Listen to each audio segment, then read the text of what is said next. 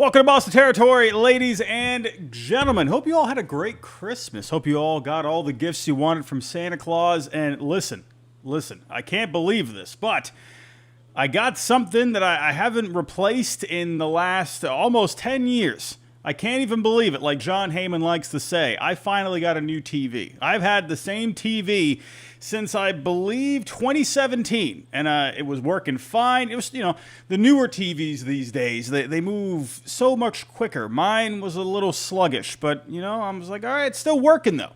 But we got a new TV, so we finally made it an upgrade there. I hope you all got whatever you were looking for this Christmas. I hope you all just spent all the good time with your family, friends, whoever it may be. And we got the New Year's coming up, so good stuff. But we got a lot to talk about here tonight. A lot of familiar faces here in the chat. I see Phoenix here. I see Emmanuel. I see Hunter. I see Dan. We got Salt of the Earth. What's going on, everybody? How you doing? We had, all the good vibes from Christmas. They're not lasting very long, it seems. Alex Bregman coming up here again today. Can we just enjoy the holidays for once? My goodness. But Alex Bregman, we got a report from a couple of guys over in Arizona land, over in Dbacks land, giving us a couple of little golden tidbits. And we'll go over that. And we also got a little something on Jarren Duran, Jeff Passan. You got to look out for Jeff Passan on Threads. I'm telling you, you got to hop onto Threads.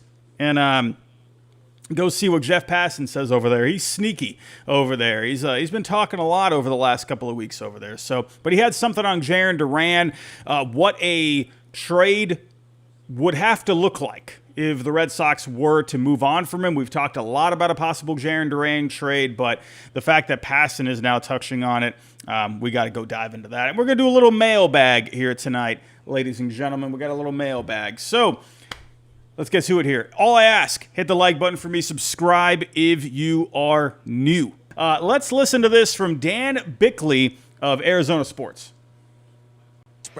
I think it's a matter of time before they get Alex Bregman. I think that's a done deal, to be honest with you. Really? Well, listen. Yeah. We talked about this when they signed Corbin Burns. I had a very good source tell me that Alex Bregman was begging them as well for a contract.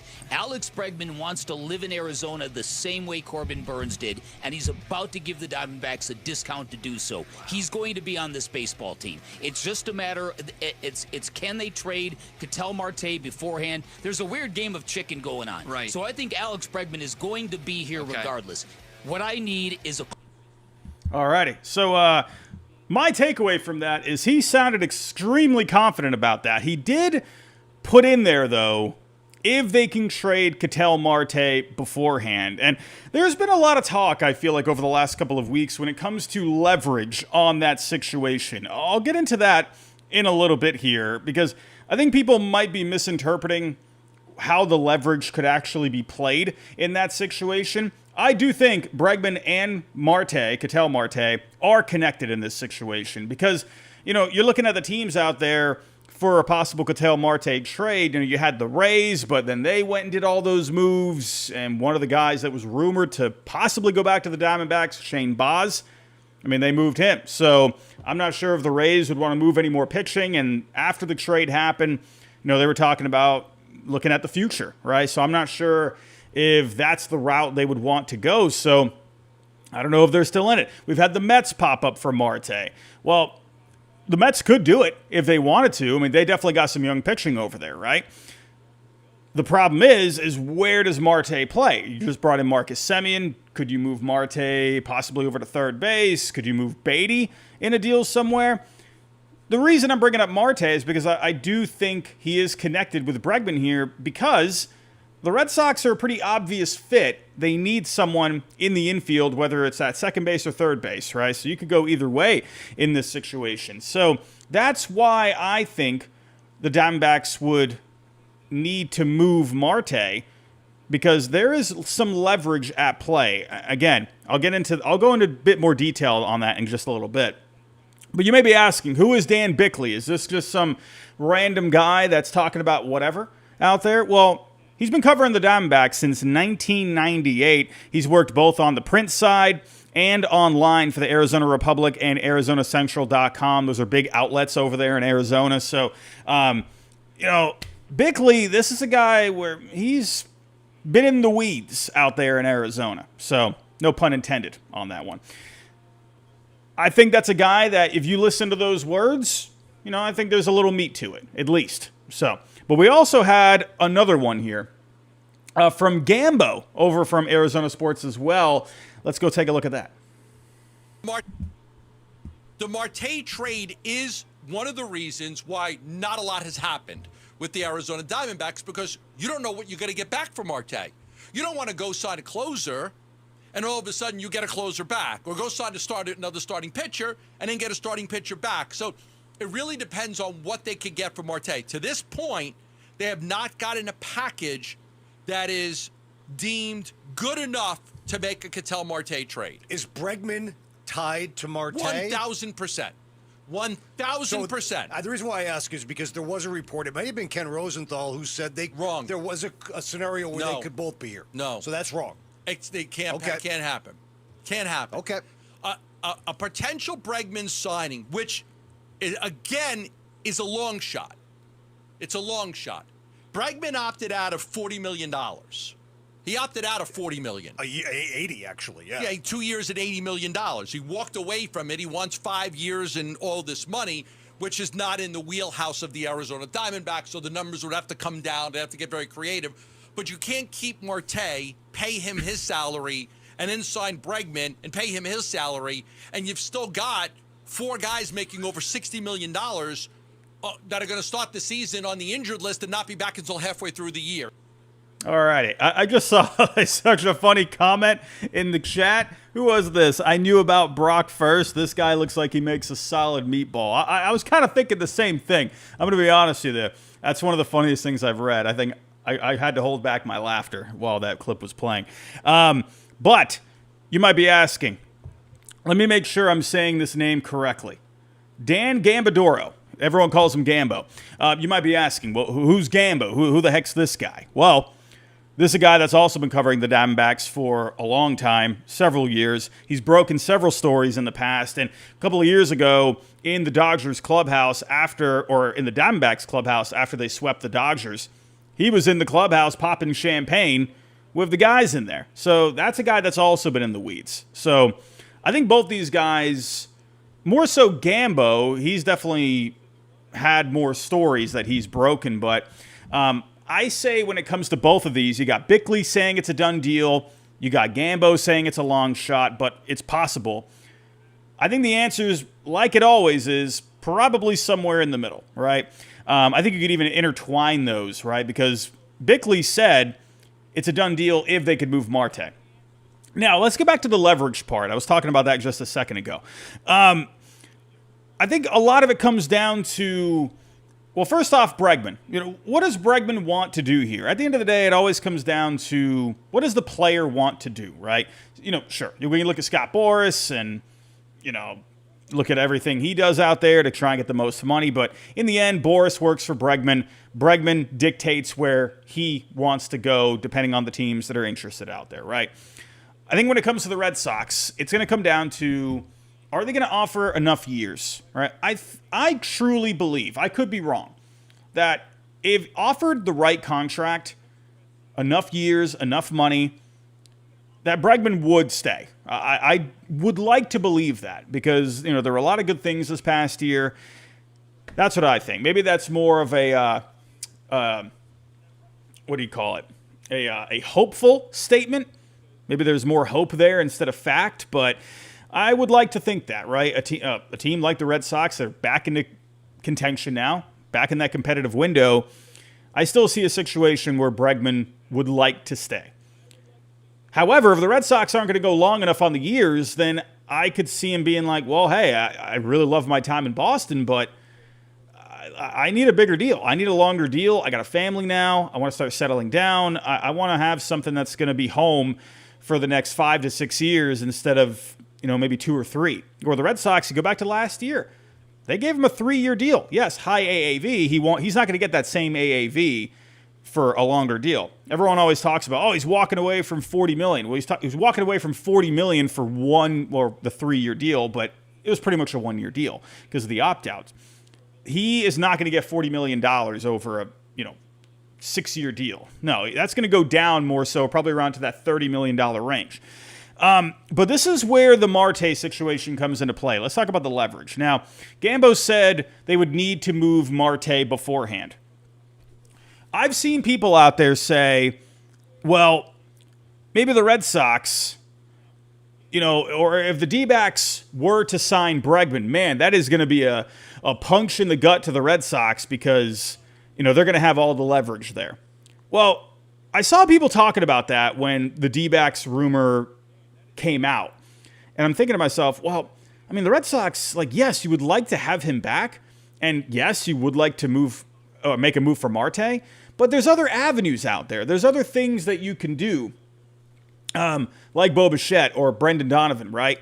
But you also look at the fact from the Diamondbacks' point of view.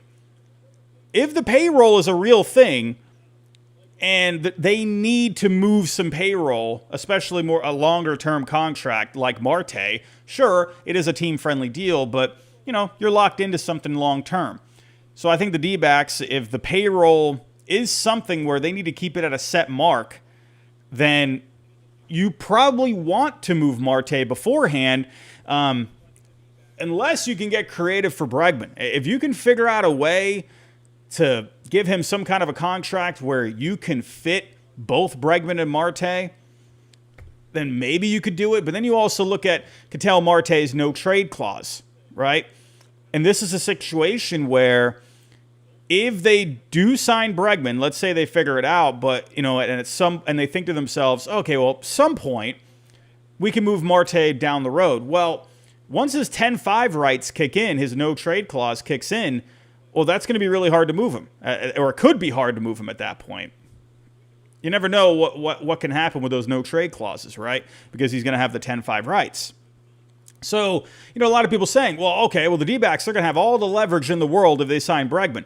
Well, not so fast, because if they have to get that payroll at a certain mark, well, then other teams are going to see that and think, okay, well, you have to move Marte, so we're not going to offer you, especially if there's a limited market, right? If there's not really a whole lot of teams in the mix for that player, well, then those few teams can be like, well, we're not really going to budge there, because they would have to move him.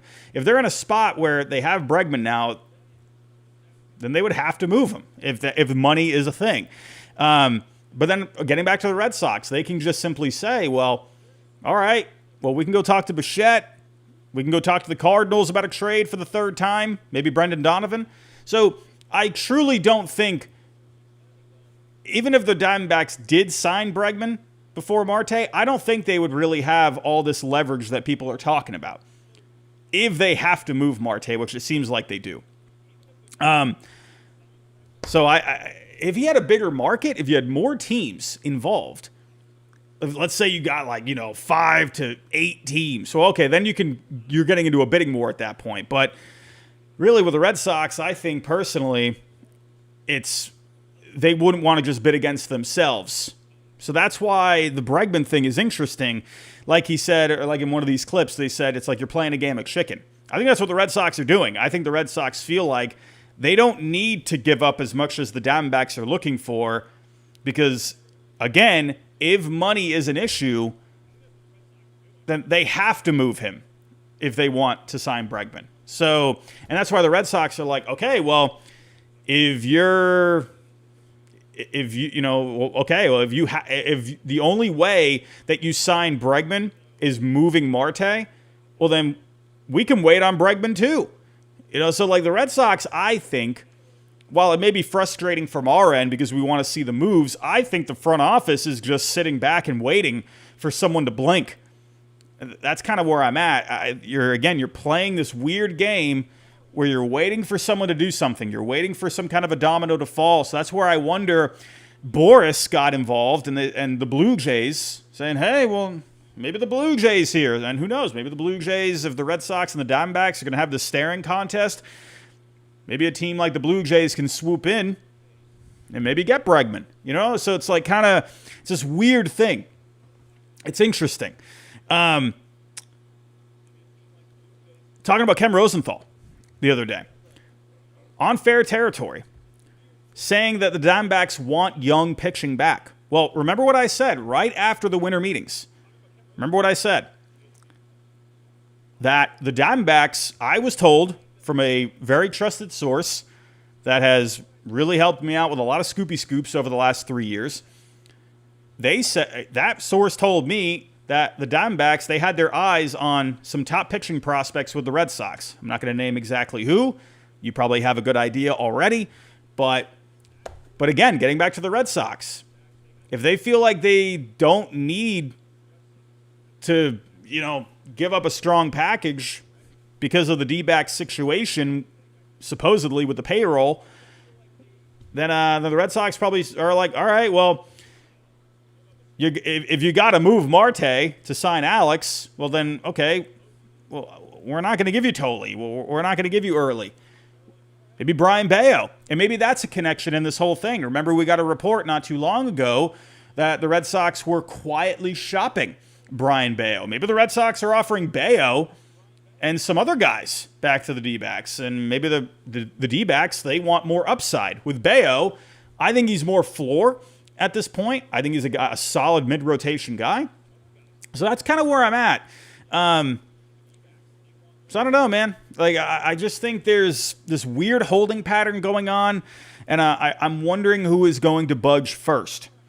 I think in the end, it's going to come down to, can the Diamondbacks get enough that they're okay with to land Marte? And who knows, maybe the Red Sox, maybe they do blink. Maybe they're like, all right, hey, you know what?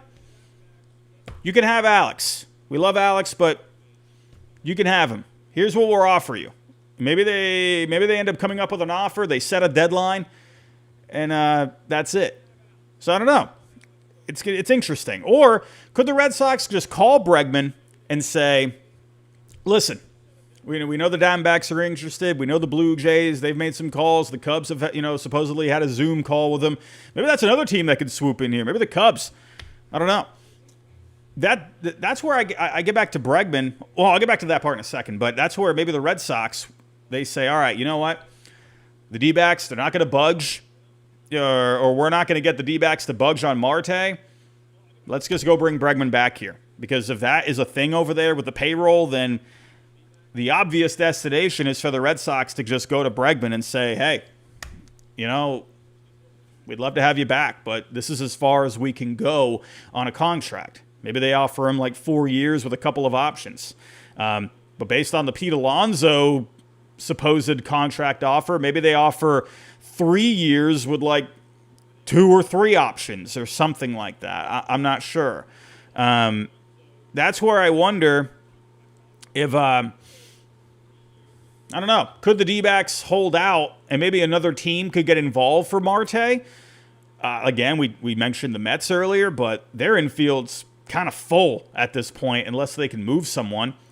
And would Marte play third? I don't know. He's played some outfield, but he wasn't good defensively out there.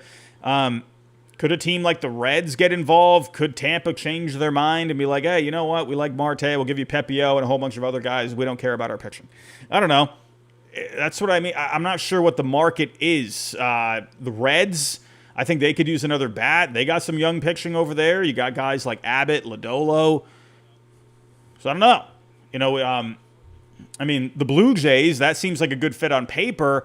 I don't think they have the young pitching to send back. They're not going to send back Trey Savage, so that's not going to happen. So I don't know, man. I just it really comes down to, can the D-backs get a good offer, enough from the Red Sox, or could another team jump into the mix and kind of get this going? I think the Red Sox, they're not blinking, and I think they're staying disciplined. They've done this. It's frustrating. So I don't know.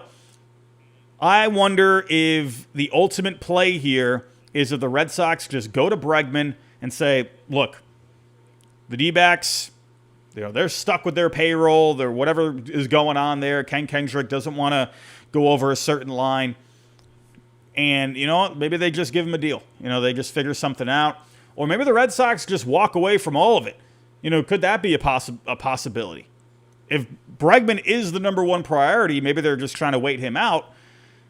Or maybe they could just go the other way. Maybe they can just say, hey, you know what, Bo Bichette, hey, we like you. We had remember that Zoom call we had not too long ago? Hey, we'd like you to come to Boston. Hey, your parents met just across the street from Fenway Park.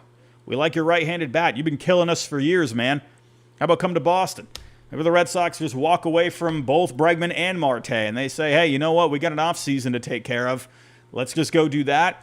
The question with that is, are they going to offer a good enough contract, right? And reports are, when it comes to the long offer, the long contracts, maybe the Red Sox don't really want to do that.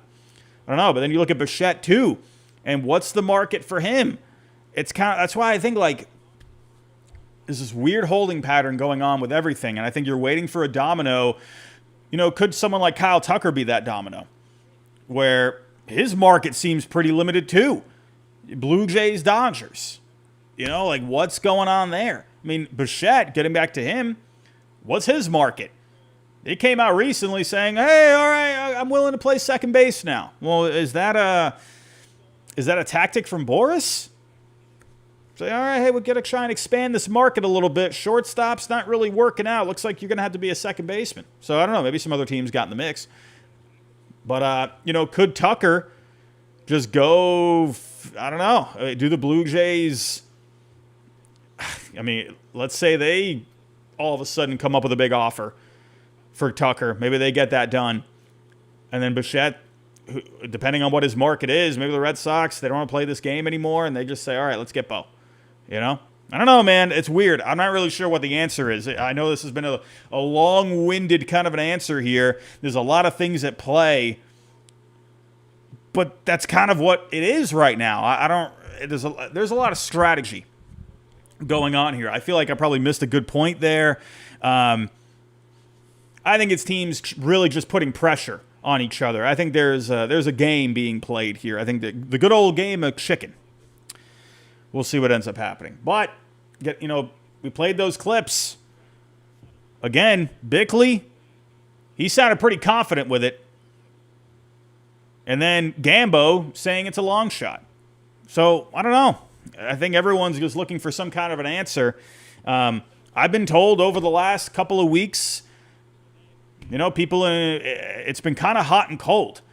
I've been told by a source over there that people feel pretty good at times, and then things just go really quiet in Arizona, what I'm talking about. So, I don't know. We haven't heard anything on Boston. So, I don't know, man. I'm not sure. I mean, we're getting these reports here today. I mean, come Monday, it could be ice cold again. I don't know. We'll see. But we got a little Jarren Duran to talk about here. And Jeff Passan says, Merry Christmas to all. There's too much football and basketball right now. Let's talk some baseball. So it was basically just a Q&A with Jeff Passan. And someone asked this question. What do you expect the trade package to look like for Boston in exchange for Jarren Duran? Any top aggressors? Passan responded with, the Red Sox believe Duran is worth a front-of-the-rotation starter. At this point, no one has been willing to pay that. Considering the return the Rays got on Shane Baz, teams are going to be that much more emboldened to price starting pitchers very aggressively, even with the paucity of good bats left beyond the very top of the free agent market. So in other words, pitching is expensive. So when it comes to Jarren Duran, we've all, came into the offseason thinking, man, oh man, what is a Jarren Duran? Where is he going? He is definitely going somewhere. But what's the trade going to look like? Well, I've talked about this ad nauseum. It's going to cost a lot. You got 3 more years of control, cheap salary. Whether you are a fan of Duran's game or not, he is still productive, right around a 4-win player last year, even more so the year before. I think Duran is a safe bet to be a 3 to a 4-win player wins above replacement-wise over the next couple of years. Even the next few. He's going to give you a lot of extra base hits, speed, a little bit of pop as well. Defensively, who knows what's going to happen there. Honestly, when you look at the numbers with Duran, it seems like center field is a better fit for him. So I don't know. Maybe a team out there can look into that. But with Duran, you know, I'll be honest with you. Again, getting back to the game of chicken, I think the Red Sox, they're holding Duran tight, but they can play that leverage game of saying, listen, we made the rotation work last year. You know, depending on what happens with Massa, if he ends up just being a very expensive bat off the bench, you know, you could still make that work. I know that's not probably, you know, the most optimal way, but if you wanted to use that DH spot to rotate the 4 outfielders, well, maybe not Seti, you keep him in center field, you know, and you just have Roman, Duran, and Wilyer, or just even Roman and Duran just sharing it, right? I think you would like to keep Seti and Wilyer in the outfield because they're great defensively. So maybe that just ends up being Roman and Duran sharing the DH spot, you know, whatever. So I think you could still have that possibility. Again, I don't think it's the most optimal, but you could do it. And that's what really, at the end of the day, is what matters. The Red Sox have the leverage to be able to hold Duran because he is a productive player, and they can make it work. So they're going to ask for a high price. And, you know, unfortunately, it seems like teams haven't really been able to be willing to meet that price. We've talked a lot about Cole Reagans. No, I don't think Chris Bubic is an answer. He's only got 1 year of control, coming off a shoulder injury last year. Chris Bubic and prospects is not going to get it done. That's why Cole Reagans has popped up. And the Red Sox should ask for Reagans. Listen, the Royals, they need Duran more than the Red Sox need him, right? So the Royals need bats. The Red Sox can make it work. If the Royals want Duran, they're going to have to pay a nice price. Now, I will say this. No, it wouldn't be Reagans for Duran, I think. I think that's an unfair trade for the Royals. I think Reagans, you should be giving up Duran and more. So I don't know. I mean, look, there's a lot of offseason left. You never know. Maybe they come back towards the middle. But I do think Reagans would have to be the guy the Red Sox get back. But you would have to give more than Duran, in my personal opinion. But without Reagans, I don't really see a way you can make it work. You know, maybe you could do a situation where you can get the Nationals involved. Maybe the Red Sox, maybe they could figure out a way to, you know, Duran goes to the Royals, Mackenzie Gore goes to the Red Sox, and then maybe the Royals can send a package of prospects to the Nationals. Something like that. Could you see a situation where Reagans goes to the Red Sox, Duran goes to the Royals, and then, again, prospects, you know, galore. Or I don't know, maybe Mackenzie Gore can go to the Royals in that situation with Duran, and then, and again, the Nationals get a whole bunch of prospects. So, you know, you could get creative with it. You know, I've seen people mention the Brewers, possibly. But here's the thing, you know, for Freddie Peralta, here's the thing. Peralta only has 1 year of control. So you're going to have to give up Peralta and more for Duran. You might think I'm crazy because you're thinking, well, Freddie Peralta, I mean, he's one of the best arms in the game. Well, he's got 1 year of control. That comes into play when it comes to trades. It's not just how good the guy is, it's how long you're going to have the guy. Right? Duran's got 3 years of control. Peralta's only got 1.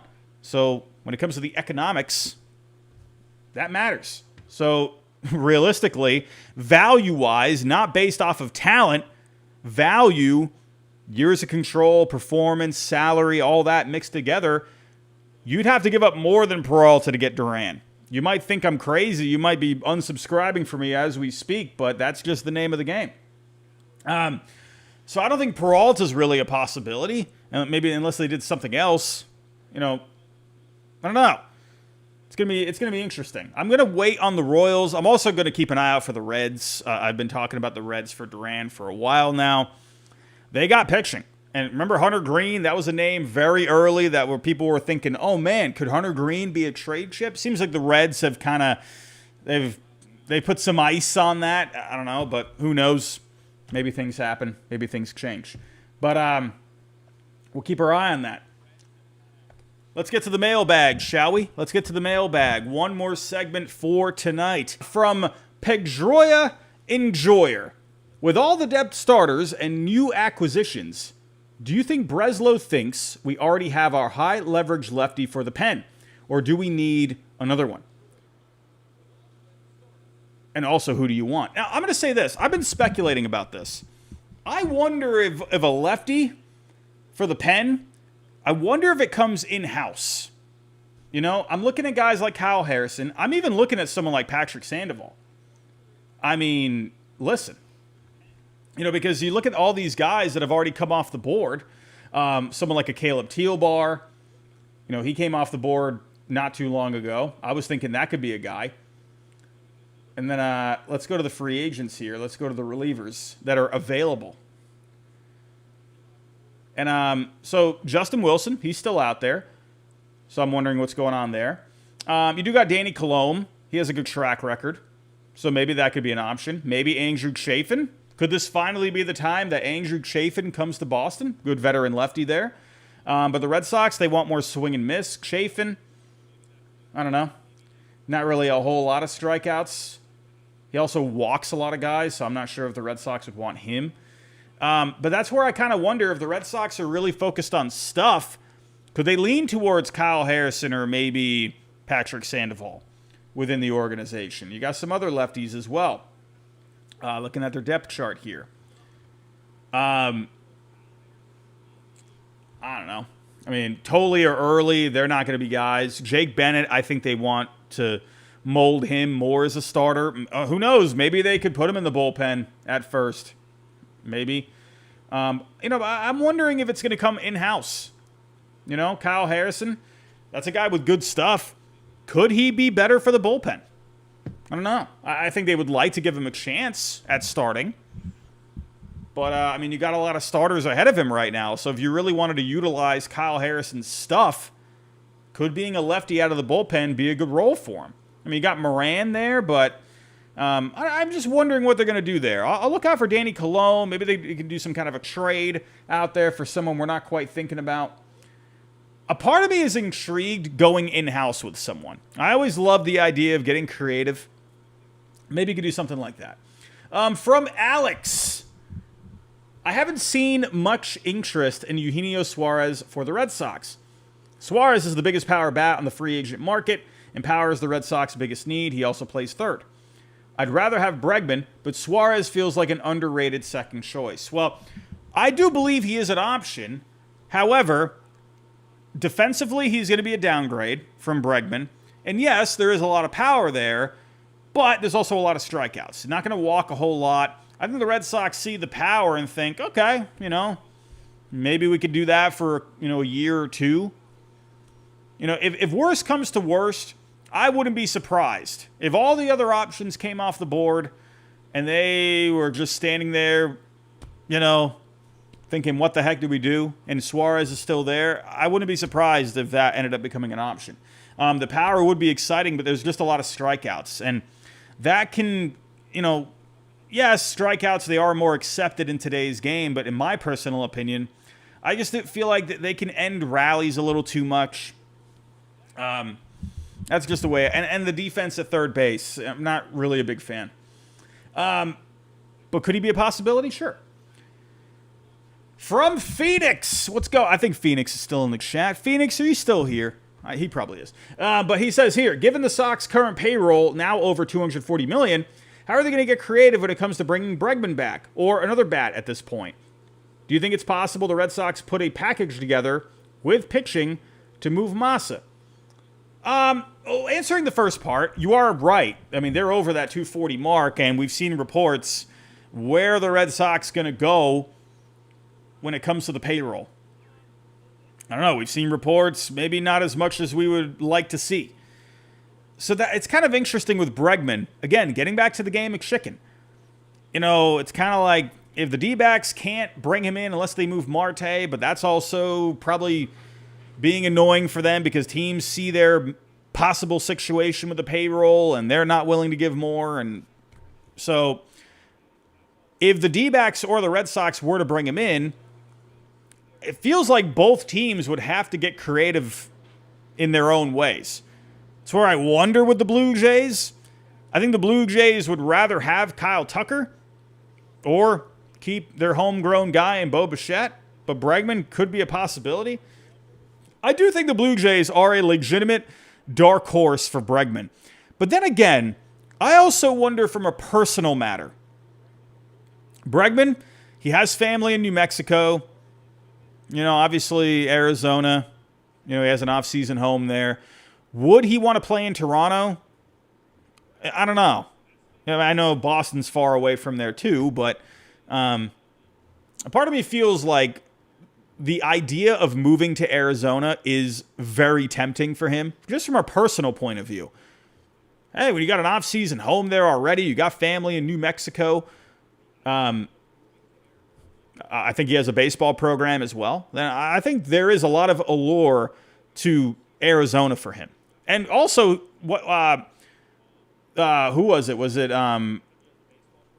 Gambo that said it? Or was it Bickley? I can't remember who, but you go back to last offseason where after the D-backs signed Corbin Burns, supposedly Bregman was interested in the Diamondbacks, but they had already spent the money on Burns. So, I don't know.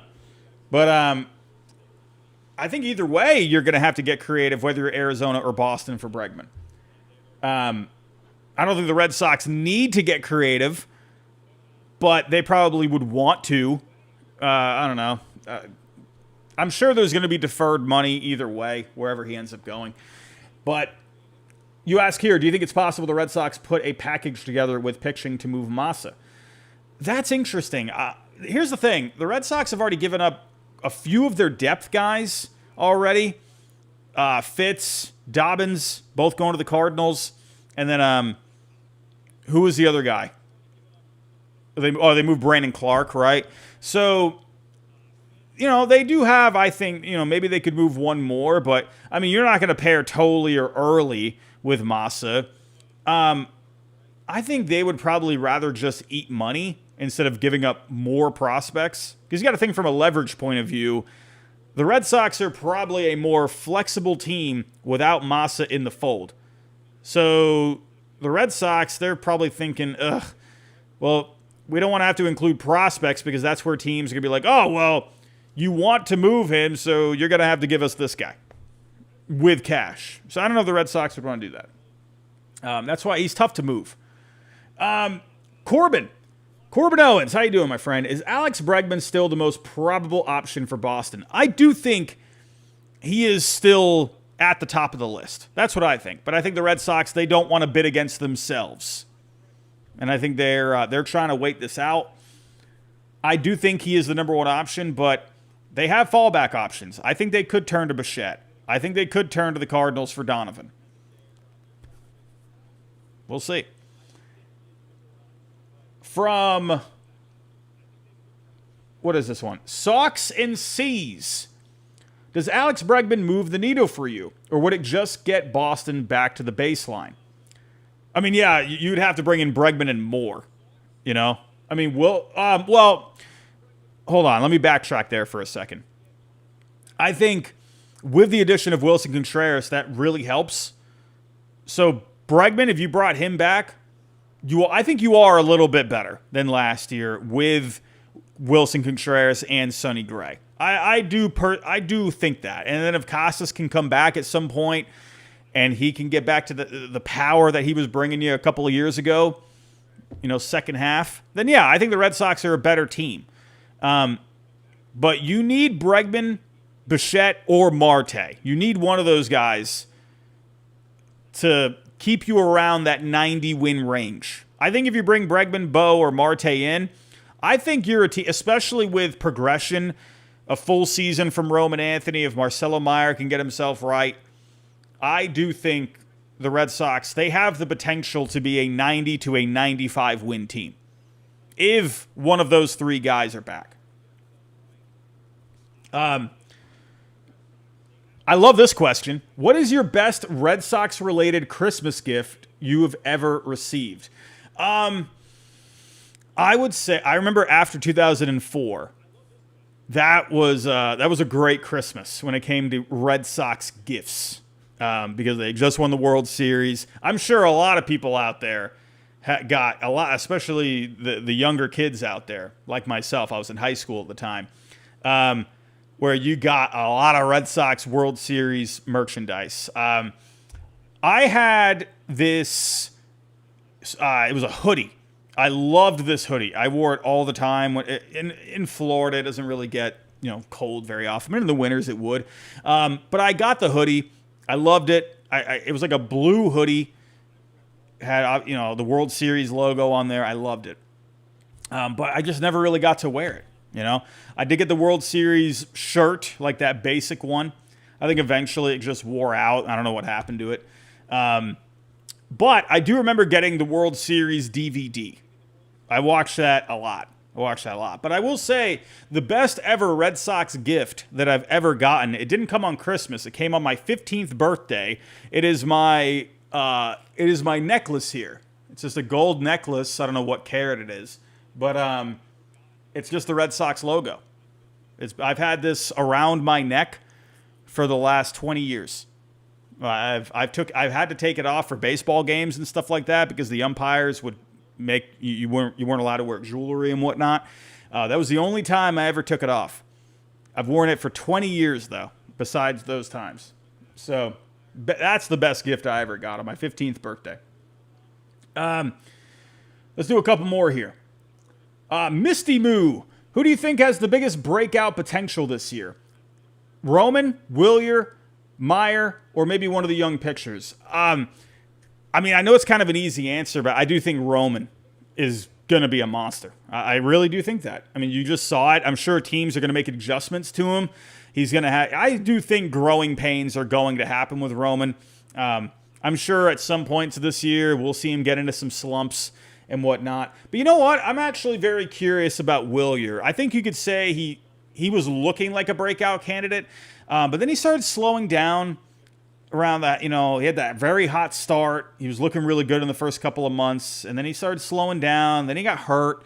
I'm wondering if we see like that full good year from Wilyer. It looks like they're going to challenge him against left-handed pitching this year. Very curious about that. If I were to lean one way, though, I think Roman. I think he's a clear. Unless you think he already broke out this past year. So do you consider him a breakout candidate? Smaller sample, but, full season breakout? Sure. I'd like to think one of the younger pitchers, if I were to go one way, I think one of the younger guys, I'll lean either Tolle or Early. I think Tolle, this guy was a fast learner this past year, made a lot of strides this past year, got all the way to the Red Sox. If he gets those secondaries going, I think Tolle, he could be very good. And Early, he already showed you the floor that he has. So I'll lean towards one of those guys, personally. That's kind of where I'm at. Last one, from Daddy Fenway. Red Sox should just gut anyone on the farm who isn't MLB ready because the whole team is young and are a few studs away from being serious contenders. They're definitely utilizing that farm. I think if the right trade comes along, then yeah, I wouldn't gut the farm because we all saw what happened. After they won the World Series in 2018, they had no farm. There was no one, and that puts you in a bad position because you're not able to obviously have anyone come up and contribute. You can't really use anyone in trades. And we saw what happened with the Red Sox over a few years. Sure, you could say, oh, well, they weren't spending. That's the reason. Well, that's only part of it because they didn't really have any reinforcements in the minor leagues to also come up and contribute or to using trades to help them get over the hump, So when your farm is in a bad way, that's not good, for you long term. So I don't think they should gut the farm, but I think if there was a possibility to add someone like Reagan's, if you had to give up Duran and maybe like one of those prospects like Arias or something like that, then I think you should think about it, to be honest. That's where I'm at. But everybody, I'm going to wrap it up right there. That is it for today. Kind of a weird show here today. I'm usually sharing the screen, and I couldn't do that today. Technical difficulties didn't help us out here today. But that's it for tonight. Little Alex Bregman, or maybe a lot of Alex Bregman if you want to look at it that way. Talked to a little Jarren Duran. Mailbag questions are always fun.